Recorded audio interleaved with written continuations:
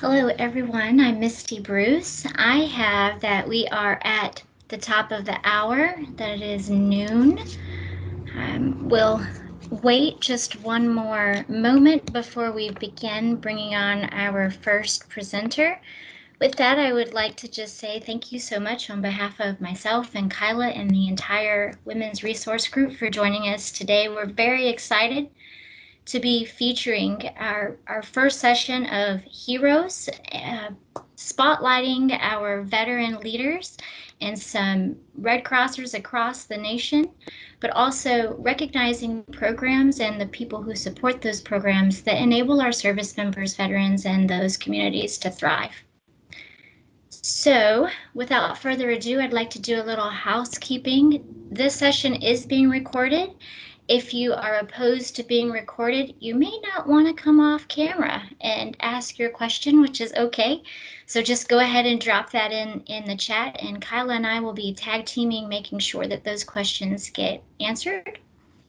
The other piece is please go ahead and remember to stay muted until you have asked the question. It looks like we have a wonderful turnout today, as we anticipated by the slate of the wonderful guest speakers that we have joining us.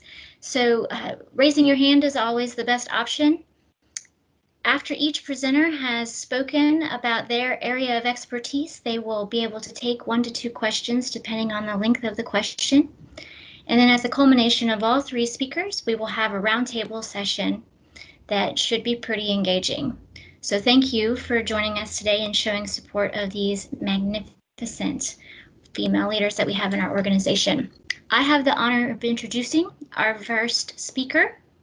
And I have to tell you, of all the experts on caregiver resources, the struggles that they go through, and the challenges which face them, Melissa is the most relatable and inspiring, and I cannot wait to introduce my friend and fellow caregiver, Melissa Como. We know that Clara often spoke of tireless service and the side of history that's never really shown or written about, and the holes that we never mend. So today, without further ado, please welcome Melissa Como to take center stage. Thank you so much, Misty. It's really an honor to be a part of this group, and I just adore working for the Red Cross. So when I saw the title of this and calling people heroes, it just really was amazing to even be considered to come and speak to you all. So I think what I'll do is, like Misty said, I am a caregiver myself. So I'm going to talk a little bit about my own caregiver journey and how that brought me to help create the Military and Veteran Caregiver Network, which is now a program of the American Red Cross in service to the armed forces. So when I was in college, actually working on my degree in women's studies, I worked at a little military barbershop called Stud Cuts in San Clemente, California, right outside of Camp Pendleton. And while I was working there, my official job was rinse girl. I didn't want to learn to cut hair. I just wanted to wash hair and, get tipped by the nice Marines that got their haircuts every Sunday. And I never wanted to date a Marine. I wanted just to support them. I watched my sister date Marines and how hard that was, watching them go and deploy and just the various challenges of military life. A couple years later, I met my husband, who happened to be a Marine, and we've never been separate, since. I married him in 2008, and we lived in, Camp Pendleton. We lived in 29 Palms. We lived in Bridgeport, California, all really the California Marine Corps bases. Up until my husband's injuries, I wasn't a very typical military spouse. We always lived off base. I always had my own job, really big supporter of the military through my family and through other charities. But, I really kept my work and my family life separate, and so did my husband. But then when he got hurt, everything changed. I had to kind of become the military spouse. I had to learn the military very quickly. I had to learn acronyms and base names and hospitals and make sure my military ID was up to date, because now I'm going to have to go to the base every day. And I still remember the very first time someone called me a caregiver, because I didn't know that's what I was doing. And we were at the military hospital there in Camp Pendleton. And I was sitting there just waiting for him to finish. I can't even remember what test it was. And the nurse came out and said, "Are you Stephen's caregiver?" And I was just like, no, my husband's young. Because in my mind, I always thought caregivers kind of took care of, you know, the elderly. My grandmother had a caregiver. I knew what that was. And then she, kind of continued to press, and I was like, no, no, no, I'm just his wife. I'm just his wife. And she just very kindly said, "You are probably both." And I have never forgotten that exchange, because then that night I went home, and after everyone had gone to bed, I searched that term. I searched the word caregiver and military caregiver, because that's what I felt like I was. And all of a sudden, all of these new doors opened as far as what resources were available. And there weren't a lot at this time, but that word started leading me to what I was looking for. Up until now, I'd only been looking for military support or military spouse support. And I found a lot of information about the next deployment or base resources or, TRICARE information. But nothing really spoke to the wounds, the illness, the injuries that I was dealing with, and how my life kind of pivoted this new direction. But that word caregiver really opened my eyes to what it was. And it led me down this path that I'm still on today. In 2013, I was honored to participate in the Hidden Heroes research, and the RAND report that was released in 2014, still to this day is the most comprehensive research on military and veteran caregivers. And if you don't know, there are 5.5 million military and veteran caregivers in the United States, and about 1.1 million of them are post 9/11, and that's the generation that I fall into. After that, I applied to be a fellow for the Elizabeth Dole Foundation. Senator Dole, who used to be with the Red Cross, started her own foundation and really wanted to support and empower these military caregivers.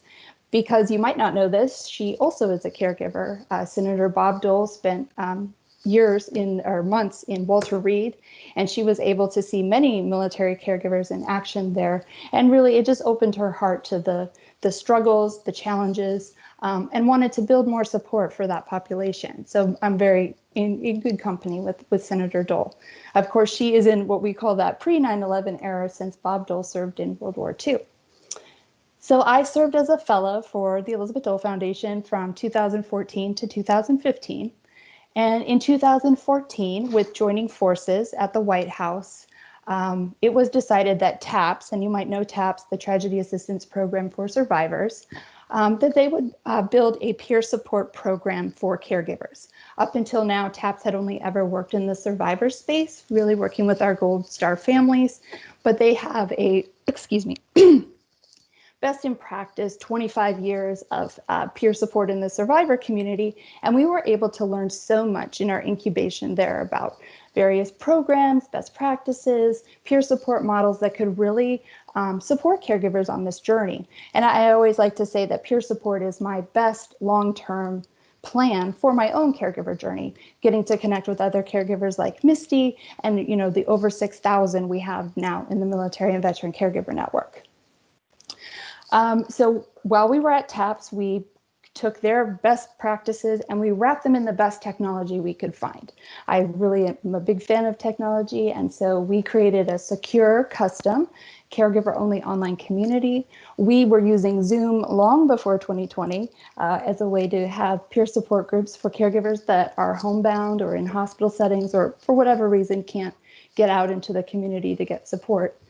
And, we do chats, and we just did this fantastic project with Facebook, but really wanted to grow that and reach more caregivers. And where was a better place to go was the American Red Cross. And so in 2017, April 2017 to be exact, we became a program of service to the armed forces at the American Red Cross. And since being here, we have grown exponentially. Our peer support groups have taken off, our online community, just more and more engagement, add the pandemic, and we're just seeing really explosive growth in a community that is sometimes not so eager to identify. Unfortunately, there still is some stigma attached to, wounds, illness, injury, and not everyone wants to raise their hand and say they're a caregiver. But we work very hard to help diminish that stigma, make everyone feel welcome.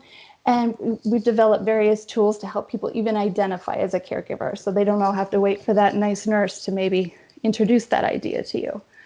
So those are some things we've done at the Red Cross.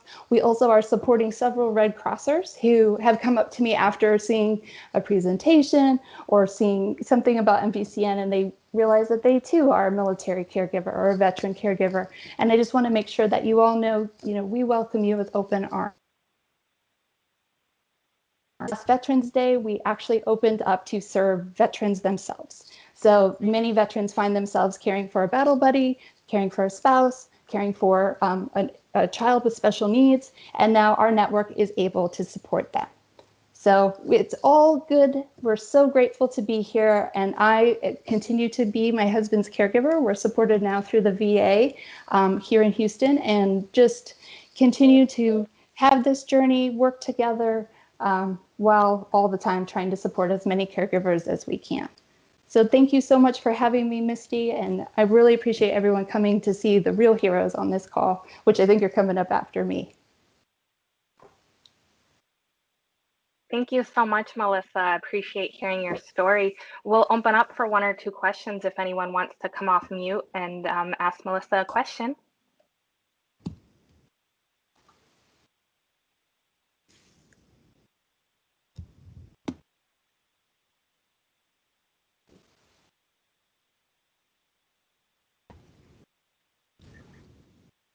I have a question. Yes. Hi, this is Tanya Holloway. I'm in North Florida.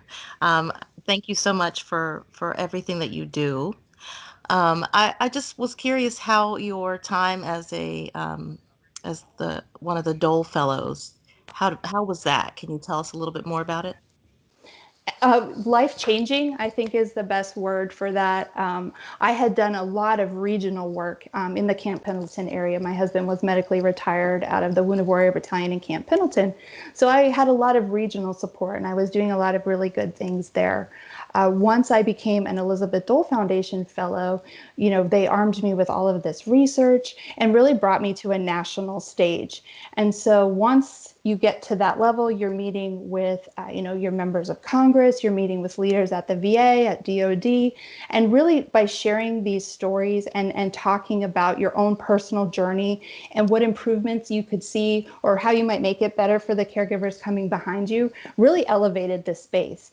And the foundation still, the Elizabeth Dole Foundation still takes applicants every year. So they try to have a caregiver representative from every state. This was the first year they had to do everything virtually, but they have like a Dole Fellows Week, usually in November, which is month of the family caregiver.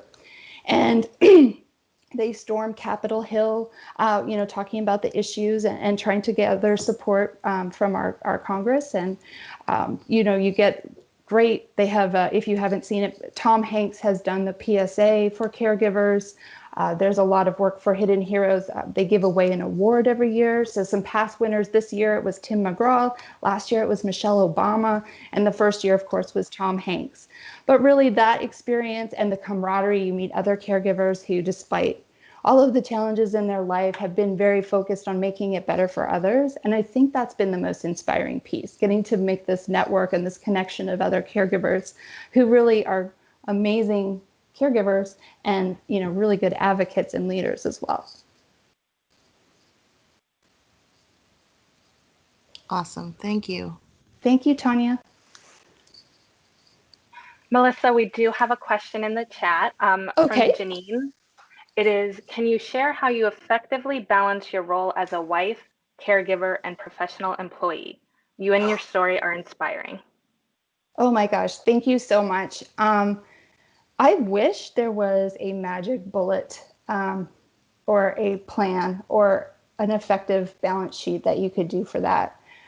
I will say this is the first year I have worked full time. So up until last year, I had always worked part time. And that is because I had to balance, multiple trips to the VA. My husband's rehab and recovery is far from over. And I'm also a mom. So this year I've been homeschooling. So I'm adding teacher to that resume. I'm sure many of you are as well. There comes a time, I have an innate need to make things better.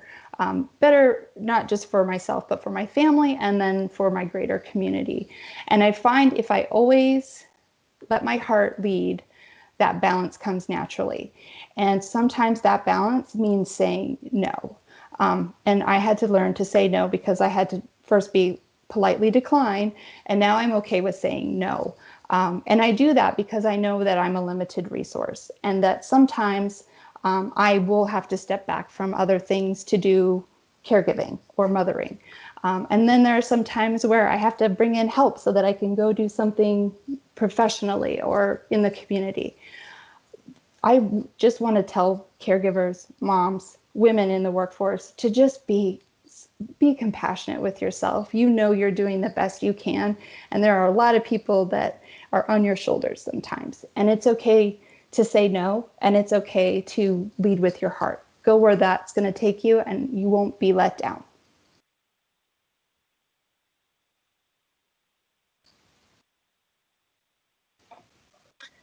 Thank you so much, Melissa. If anyone has any other questions for Melissa, we can save them for the open roundtable at the end. And I'm happy to keep us going with our next speaker. Thank Thanks, you. Melissa. Thank you. Our next speaker, she is a proud active duty Army spouse, a humanitarian, and mother with a great deal of knowledge of our SAF and international U.S. programs. Please welcome Yolanda Gainwell.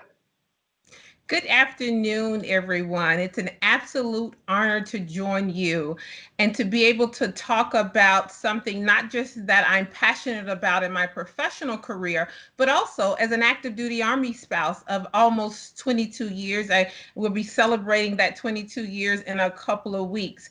I get to, in my day job, serve our nation's heroes, our families, and our veterans through service to the armed forces and international service, but then also support my active duty Army husband as well.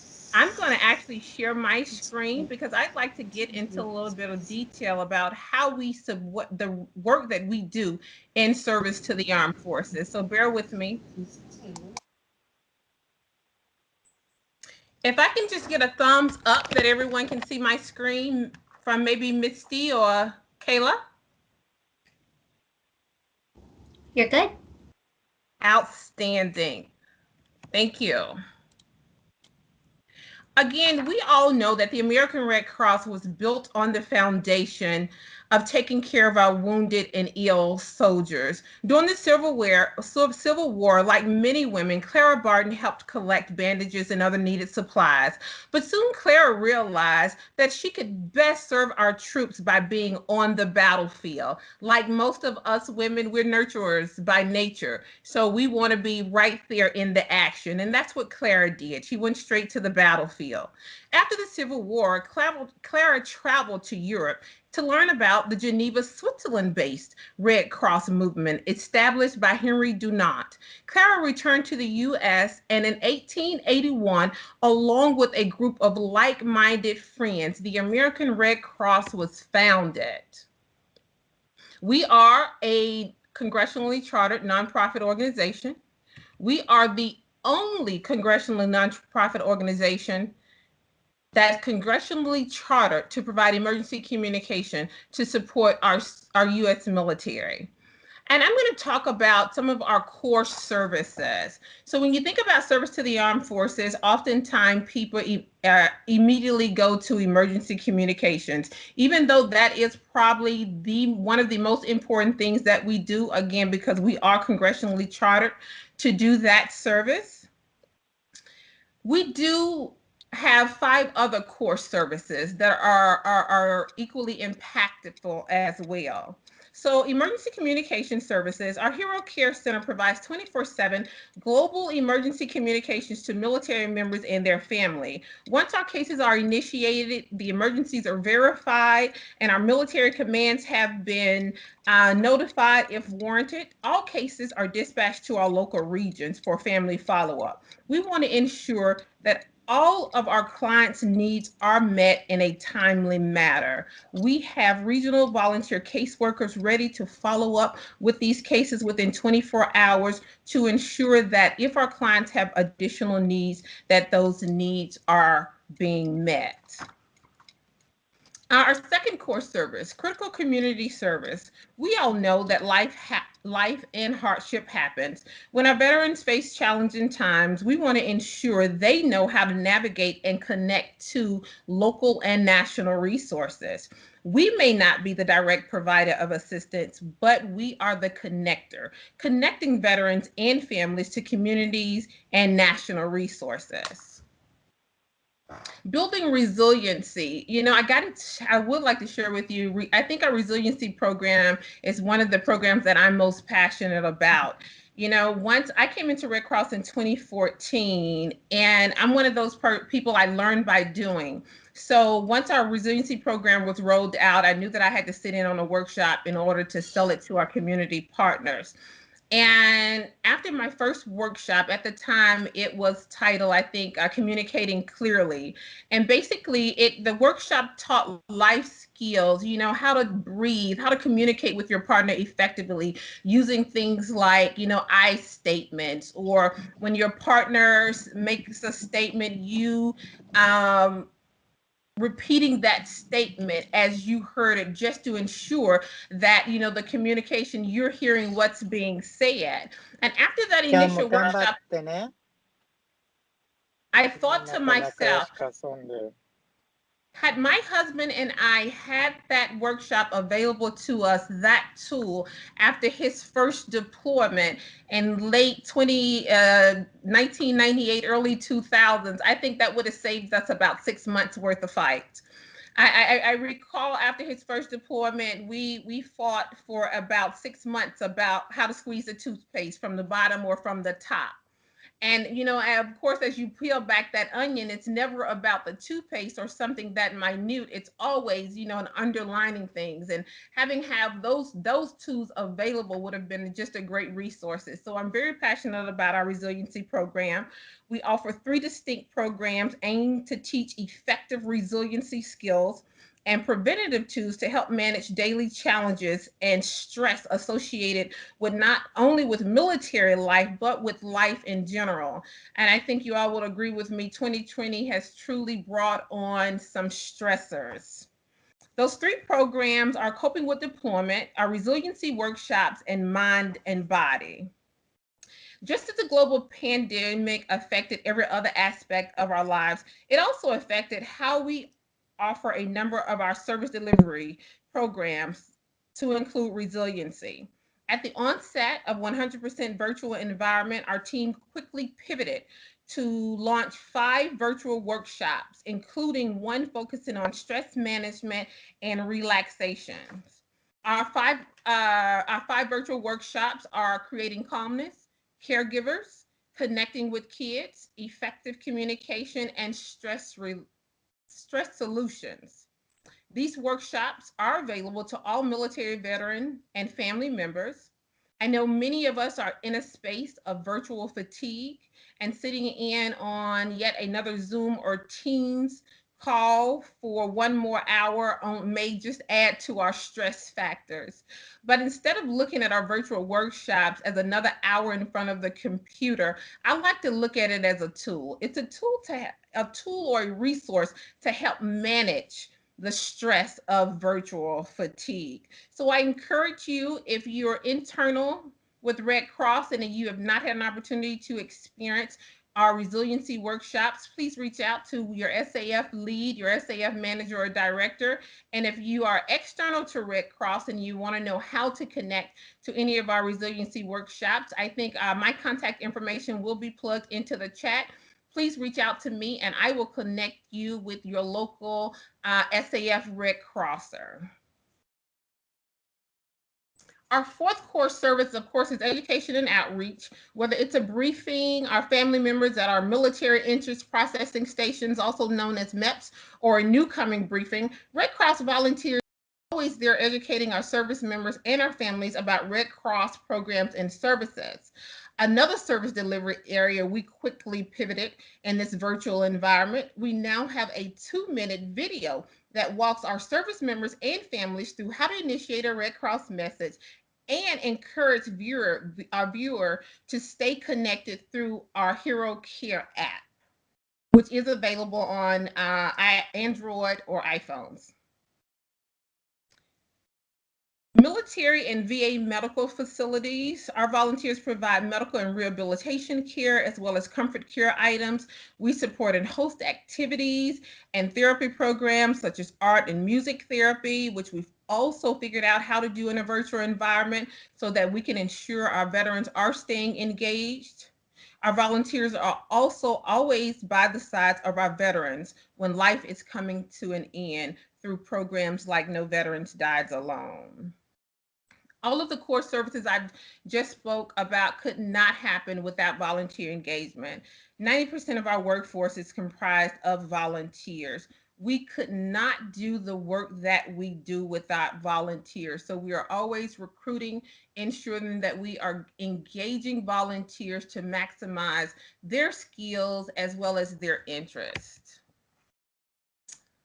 Service to the armed forces is always there helping our heroes every step of the way. Again, from the very beginning, the first time they walk into that MEPS and they raise their right hand throughout the duration of their active duty time, as well as when they transition into veteran and VA facilities.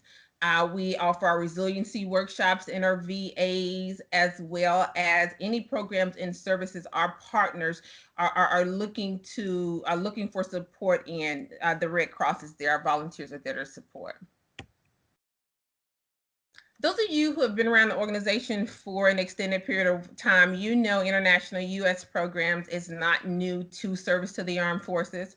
We've always had Restoring Family Links, and that's where we aid families who are separated internationally by war or armed conflict, and they flee to the United States. Of course, once they get here and settled, typically they're looking to reconnect with their family who was left or actually was relocated somewhere else. So through Restoring Family Link, we're able to create cases and do some field work so that we can try to connect these families. We have re-energized our international humanitarian law program. We offer basic, intermediate, and expert level international humanitarian law courses to our community. We've also re-energized our youth action program, where our focus is on youth and young adults ages 13 to 24. We teach them about the rules of armed conflict, and then we empower them to go into their communities, their schools, their social groups, and teach their peers about international humanitarian law. And I added this slide because oftentimes we all know that, disasters, that's what typically Red Cross is known for, disasters. Our line of service to the armed forces. When disaster happens, the organization as a whole is impacted. But I think oftentimes we don't realize how service to the armed forces is also directly impacted by disasters. In 2017, when Hurricane Harvey hit, our Hero Care Center filtered over 17,000 calls. Now, were all these calls from military and veterans? Absolutely not. But we know that when we have individuals in need, they think of the Red Cross for support. So when they pick up that phone and they call, they're going to call whatever number they identify first, or whatever number is available. And a lot of times those calls do come to our Hero Care Center. So huge impact on staffing in our infrastructure. I don't think we were ready, but we managed it accordingly. Hurricane Michael in 2018, we helped distribute $2.6 million in grant funding to support those military personnel that were affected at Tyndall Air Force Base.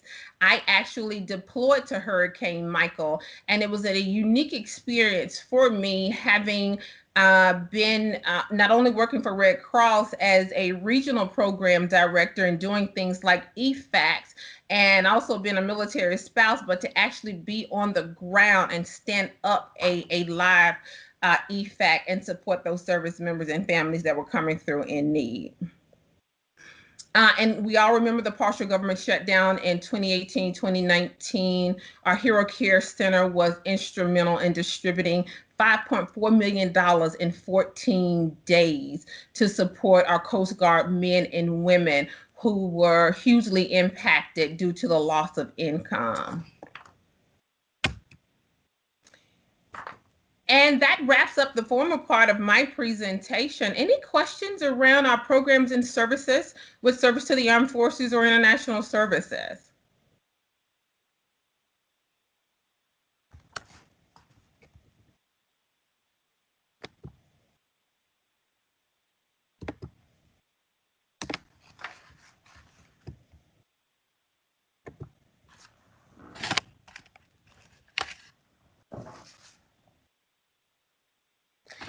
Any questions related to my experience as an active duty Army spouse and how that directly correlates with the work I'm very blessed to do every day in service to the armed forces?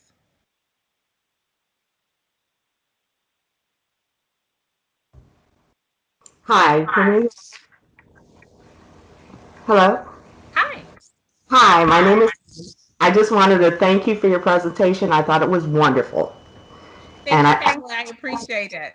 yeah, I hope it's being recorded because I could share that with a lot of my friends. And I'm sure after that, everybody would love to join the American Red Cross. Outstanding. That's the best recruitment tool, word of mouth. Yes. Thank you so much for your time and your service and your family. Thank you. Yolanda, we do have a question in the chat. Outside of IHL, YAC, is there any other ways that youth can help the SAF department? Absolutely. So, of course, we have different activities pre-COVID and in during our COVID environment. I encourage you to reach out to your local region because where we do have core programs and services, we also have some opportunities that are unique to specific regions. So I do encourage you to reach out to your local SAF director or manager about how can youth get engaged in that specific area. Yolanda, this is Misty. You have another question in the chat. What volunteer opportunities are there in SAF? And maybe could you talk specifically about now in this virtual world? How do you need people? Absolutely great question. So, in all of the core service areas I talked about, of course, we need volunteers. Being in the virtual environment is a little unique. One of the volunteer positions that has come to fruition that we never thought we would need to manage to is tech host. It sounds extremely small, but it's huge in this environment. So all of we have 5 resiliency workshops that have gone virtual. Of course, in order to facilitate those workshops, we have licensed mental health professionals, but when they're in this platform, whether it's Zoom or Teams, they need support. And that support is a tech host. So if you're tech savvy and it's not a huge commitment, it could be an hour a week, it could be a couple of hours a month. And it's basically you partnering with that facilitator to come on a platform like Teams and manage slides, answer the chat box, things of that nature. That is the biggest request or the biggest need we've had in this virtual environment. I also talk about caseworkers. We always need caseworkers. We receive cases in regional queues 24/7. That's something that we have to be excellent at because we are the only organization in that space. And casework prior to COVID was virtual in most places. So if you have a laptop and a telephone and you don't have to be worried about security issues in terms of clients getting your numbers because we can get Google phone numbers and do things to block that out. But we are always in need of volunteer caseworkers. Your caseworkers are critical to meeting the needs of our clients.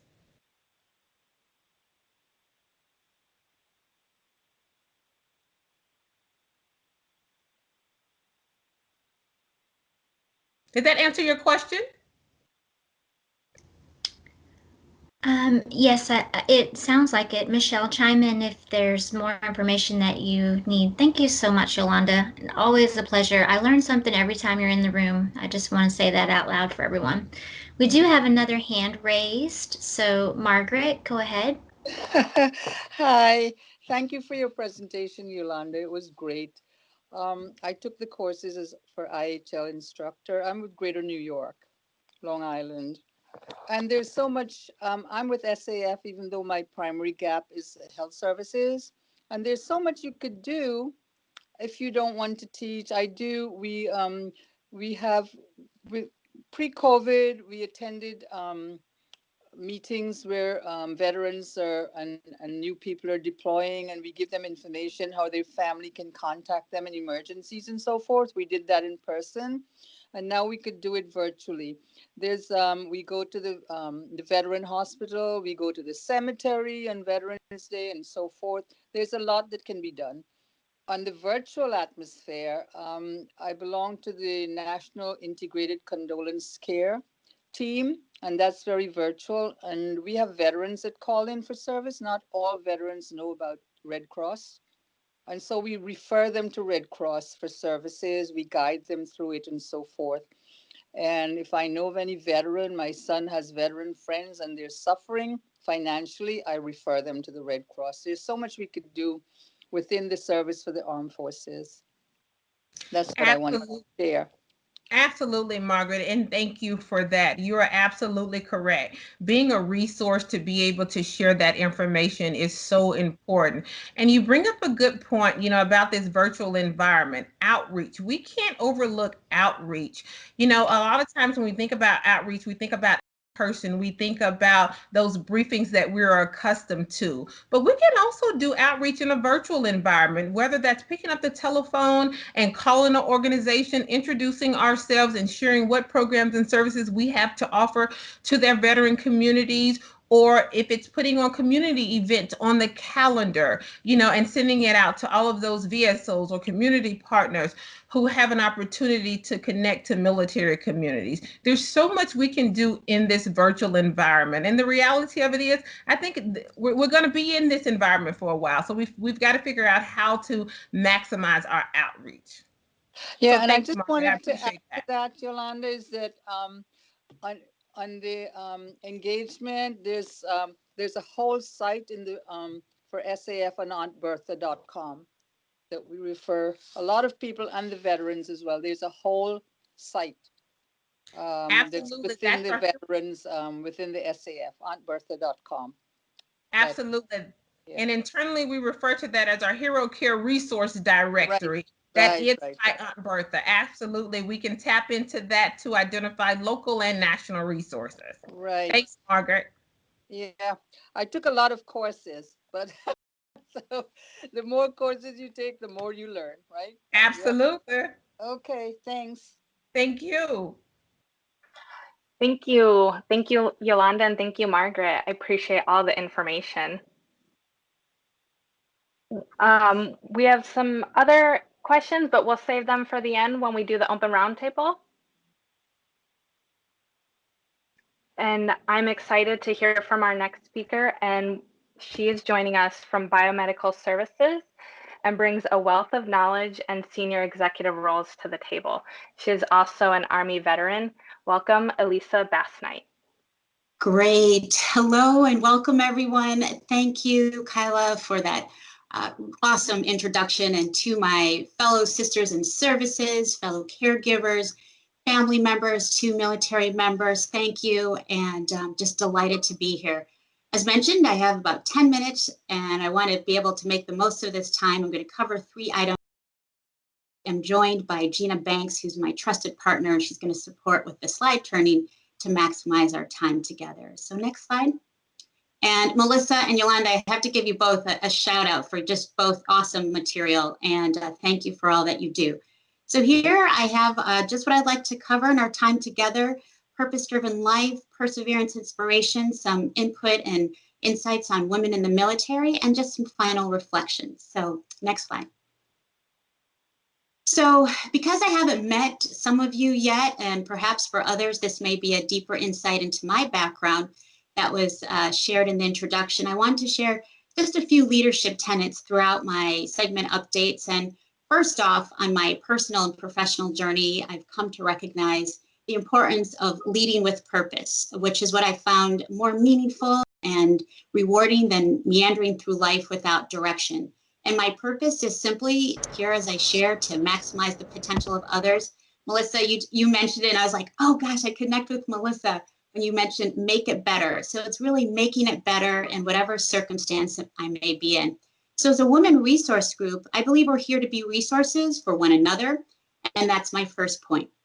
I'm here for you, as I believe that when we all succeed individually, the American Red Cross will succeed collectively. And that is a win for so many and in so many ways that we've heard about this morning.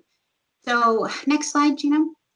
I never like to miss a moment to educate our work and talk about how blessed I am to be a part of an amazing team supply chain. And of course, I'm a little bit biased here, but we at the American Red Cross have this amazing team that's responsible for the execution tasks, really activities that support the receipt of our blood products post-donation and the processing and handling of product through our finished product, inventory management. We have logistics management, enterprise warehouse operations, kitting operations, component manufacturing, lab services, supply chain excellence. And so it's definitely never a dull moment in team supply chain, I can assure you that. So this slide provides a helpful illustration of the various functions of our diverse elements comprising our supply chain ecosystem. Next slide. And we will make these slides available to you all if you're interested. So speaking of diversity, I coined the term supply chain strong at the outset of the pandemic when we lost our first, unfortunately, team member to COVID-19 back in March.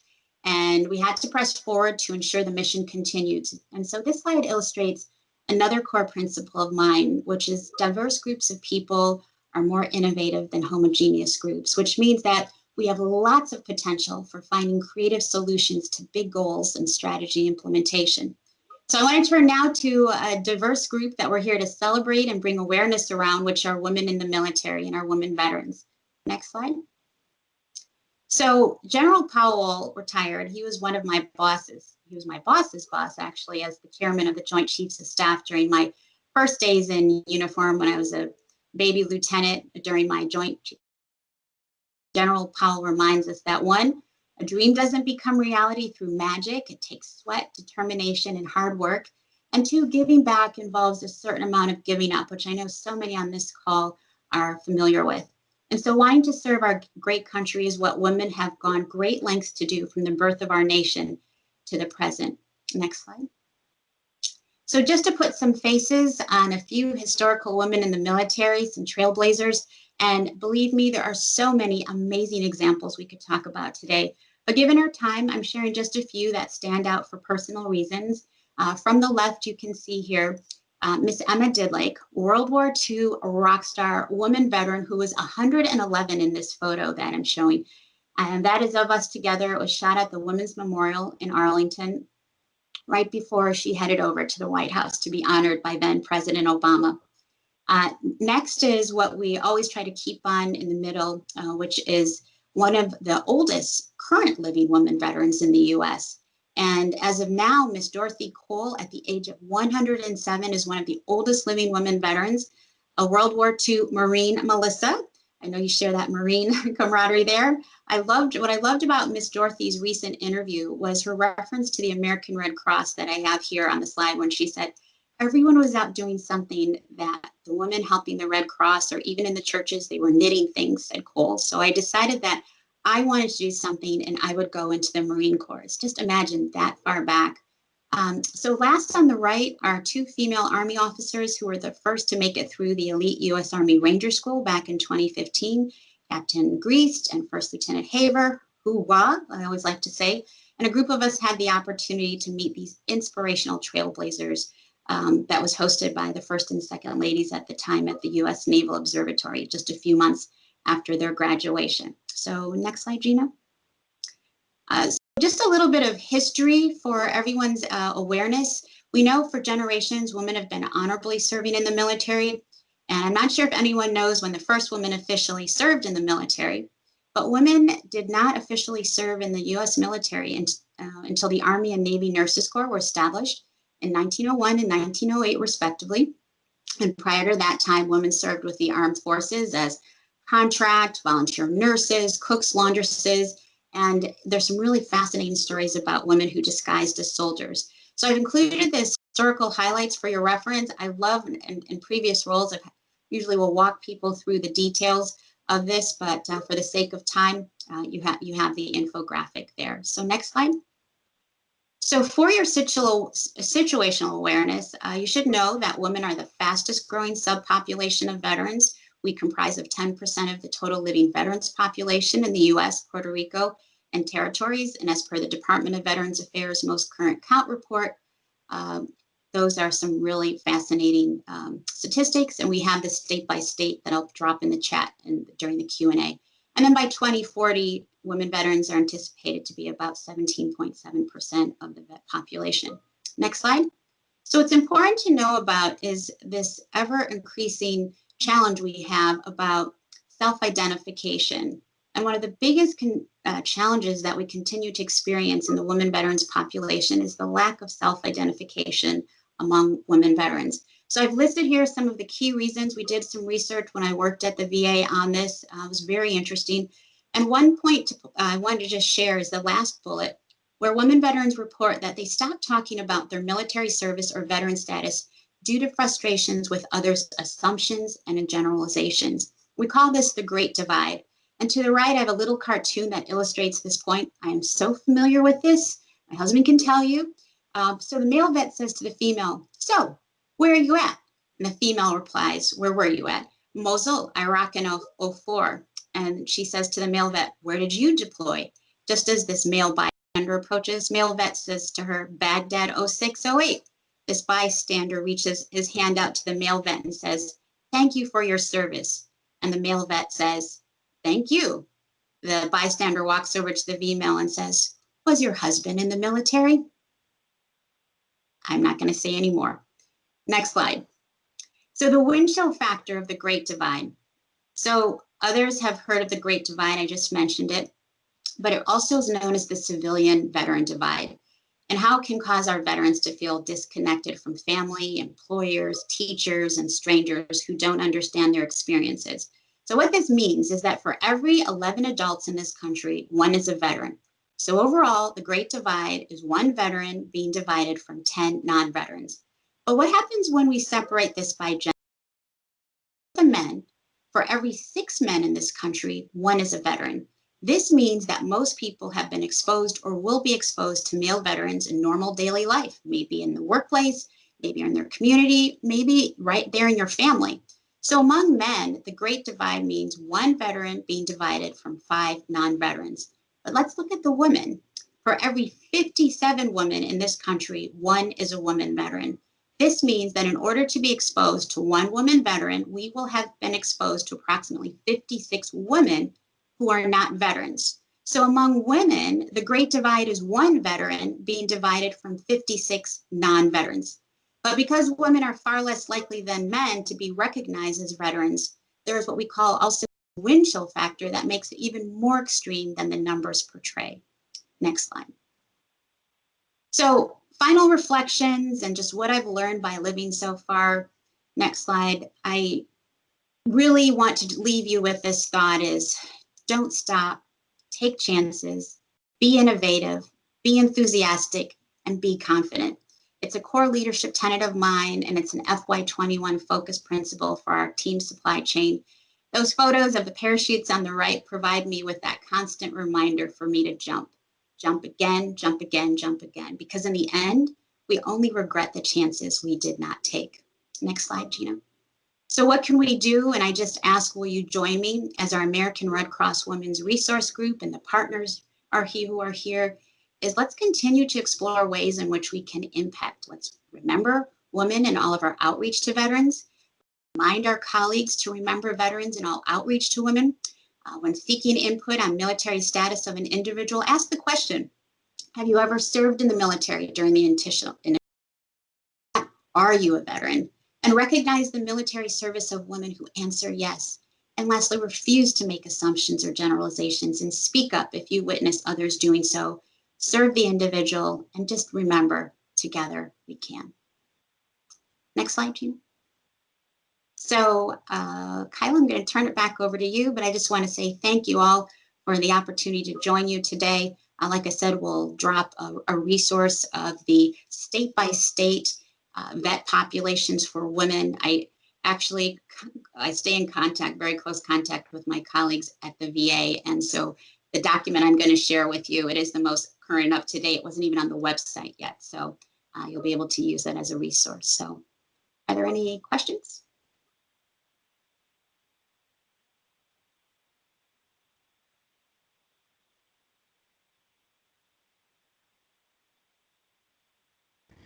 Hey, this is Misty. I'll make a comment while we wait to see if you have any questions. Such beautiful words, truly inspiring. Thank you so much. It is so easy to listen to the small voices that tell us why we cannot. And I would encourage you to take these words of advice and just listen to those echoes that keep telling you, yeah, you can. Yes, you can. Great presentation. Thank you so much. Thank you.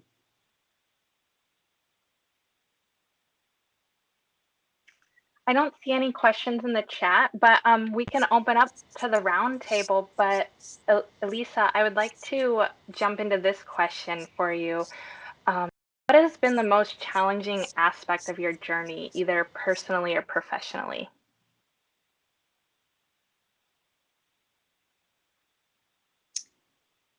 Great question. And,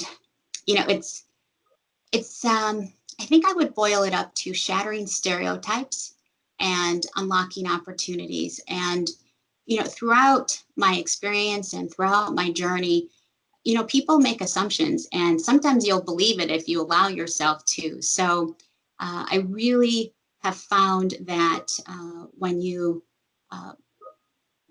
grow and you have an opportunity to do more and challenge yourself. I'm so grateful for having had the opportunity to attend the United States Military Academy, because it really pushed me to discover so many strengths and even weaknesses, and finding a core sense of where I drive my strength and derive my strength from. And that really propelled me as a young person to further grow and develop in other areas, and truly then becoming a champion of others, whether they're women, minorities, people of diverse backgrounds, and just anyone who, folks will underestimate or think, oh, perhaps they just aren't, meant to be here, or this isn't cut out for them, is you'll really find me that champion for those people. So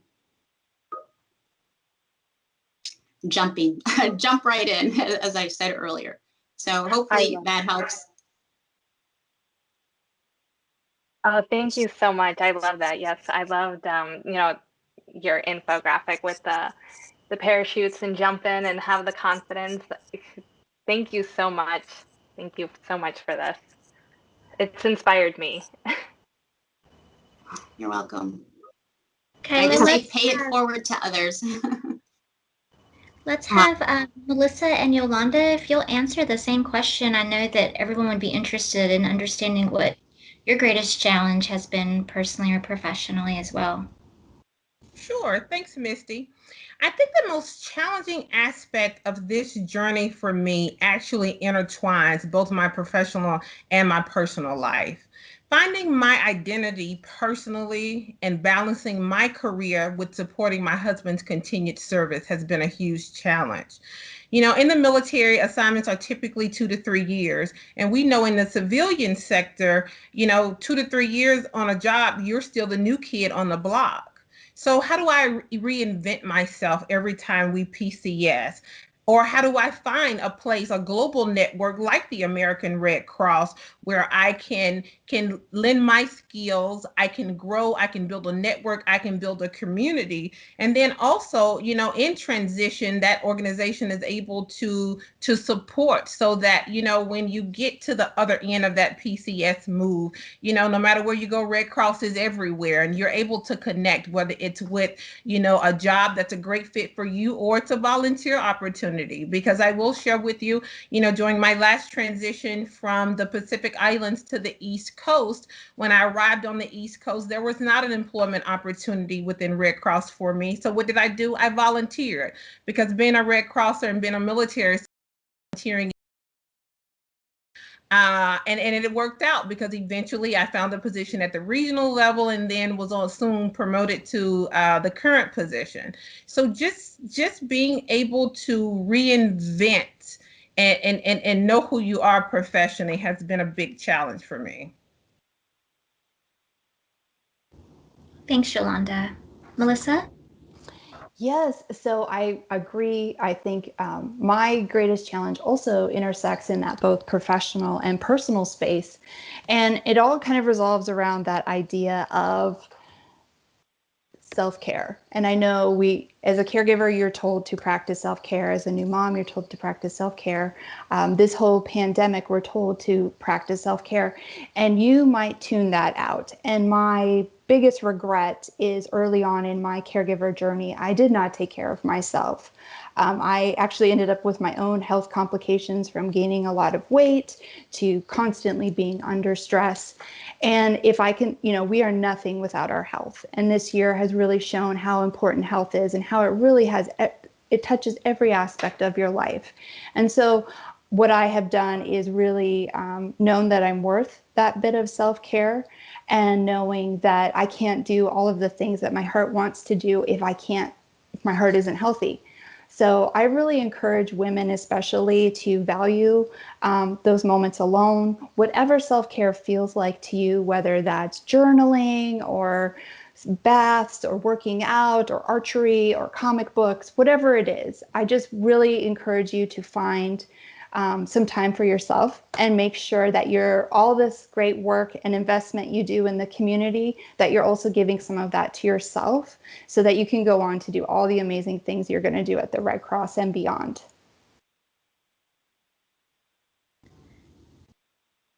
Thank you so much. Before I turn it over to some of our champions of the Women's Resource Group, Rosie or Erica or Sandy, if anyone has a last quick question they want to ask, please do so now. We have shared multiple times our speakers' information in the chat box, although you can find them in Workday. This way, you can reach out to them with further questions, or if you're interested in volunteering opportunities or learning more about what they have going on, you can reach out to them directly. So any last call for questions before we hand it over to our champions of this group? Hearing none and seeing none. Sandy or Erica or Rosie, do you have a moment to say farewell? Well, hi, this is Rosie. Just want to say thank you, Misty, for hosting today's event, and to all of the speakers. Just truly powerful and helpful guidance and advice, from the basics of our service to your own personal stories. It's such an amazing opportunity for us to get to know the people who represent the military from among our own ranks, and I do use that term intentionally, but truly inspiring, and I just really want to thank everybody. And as I said in the chain, I think the best part about this resource group is just meeting the women of the Red Cross who you don't normally get to chat with in your day-to-day work. So big thanks to everybody. That's it.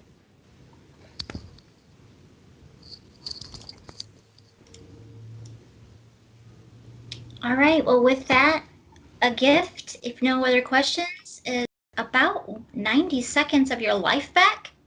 Do something for yourselves in that 90 seconds. We insist. Look forward to the next Women's Resource Group activity.